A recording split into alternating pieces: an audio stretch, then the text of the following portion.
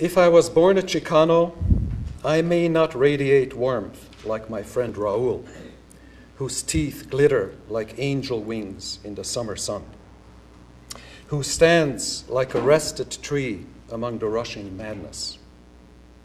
If I was born Chicano, I may not be nicey nice like Mr. Gonzalez, your high school Spanish teacher, who smelled so good of Suavitel that washed the cholo out of him generations ago. If I was born in San Salvador, I may not want to trim your trees in 90-degree weather on the Pinche West Side, or make your children mine like a wet nurse, or lift my giant skirt under which your whole family can hide. If I was born in Nicaragua, I may not want to clean your hairy bathtubs or scrub your soiled toilets, even for good pay, even for the times you drove me home on Saturdays, or that day you took my daughter Gabriela to your fancy doctor in Beverly Hills. If I was born a Chicano, I may not forgive you for the time my abuelo Luis was dragged over the border to Mexico in 1933, even though he was born right here around the corner. His birthright reversed like some dead skin, his honor slashed by a white whip that still stings at the border.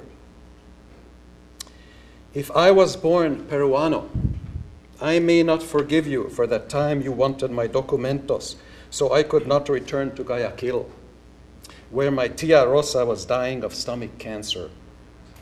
I was the one who loved her, the son she never had, the son she could never see again.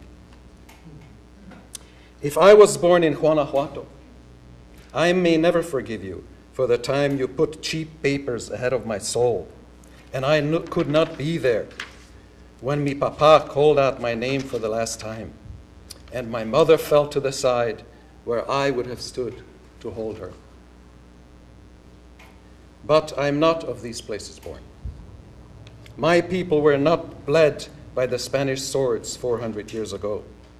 But 100 years before, my tia Sarah and my abuelo Shimon and Yochai were transported across another border courtesy of Reina Isabella by the same pinche border guards that ate your McDonald's in San Diego. The same hand that choked Eligio's dreams in the valley because he has no driver's license, no ID, no social security card, or any social security at all. The same hands dragged my Uncle Leo to Auschwitz and Treblinka. The same gringo that stuffed Maria into a bus with her baby and her 4-year-old in 1933, just 11 years later pulled the trigger in Kremnička and cut down my grandparents into a mass grave with 700 others. And when my father exhumed them from the blood-red soil 2 years later, they were all undocumented, with no social security cards, with no driver's license. I walk today on Alvarado Street among the hustle, among the inmigrantes, the broken and the broken-hearted, and I smell the thick burden of needing to forgive, the heavy sauce of hope like some gelatinous mass slows my anger. I rejoice over my survivor flesh that looks to salvation through forgetting, that looks for peace through remembering. I kiss my children goodnight in my house on the Pinche West Side, and I ask for forgiveness for myself, for the fist that I carry in my heart, for the terrible pain that I will cherish forever. This earth streams through space at 1,116 miles a minute, hurling headlong into the unfathomable belly of the universe on an unknown course. And yet, here on the living surface, we want to know about tall or short, black or white, rich or poor, ill or mad, lazy or desperate. Where is the universe in our bones? the tender jelly of the birth sack, the innocent suckling on our mother's milk? Where did the tender touch go, the kind that Daddy had when he helped you from the baseball dirt? We are travelers, not always cyclical, not always returning to the same tired face at the kitchen sink, not always weak at the knees, but zooming at 67,000 miles an hour through dark space. And if you lean your ear close to the orbit's edge, you will hear a voice, slow and deliberate, repeating the same request from you and the ants, from me and the rhinoceros, from the little naked boy to the happy chirping bird.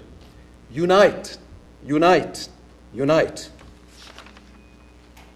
Here, in this minuscule corner of God's eye, a planet he struggles to remember, here on this tiny pebble under a fallen leaf in the universe, there is a demand to fuse, to coalesce, to inbreed. Not like the innate sand grains tussled by the ocean's moods, but like a wing that folds gently onto the warming breast, like a meadow that grows inward with flower and fruit. Each revolution is a new look for the concentric hand. Each galactic journey a new breath of chance and hope. The Earth moves at 19 miles a second, and on that predestined journey, during that celestial moment, I married all the women of Africa and India. And a 50-year-old man from Mumbai married all the women of Japan and Colombia. And our children were like sparklets, altering the hurling path.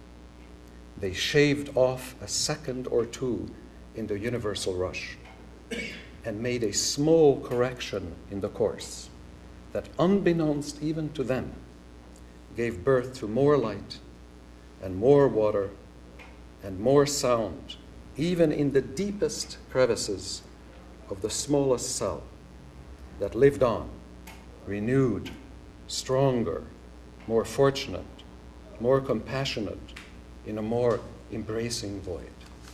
Thank you very much.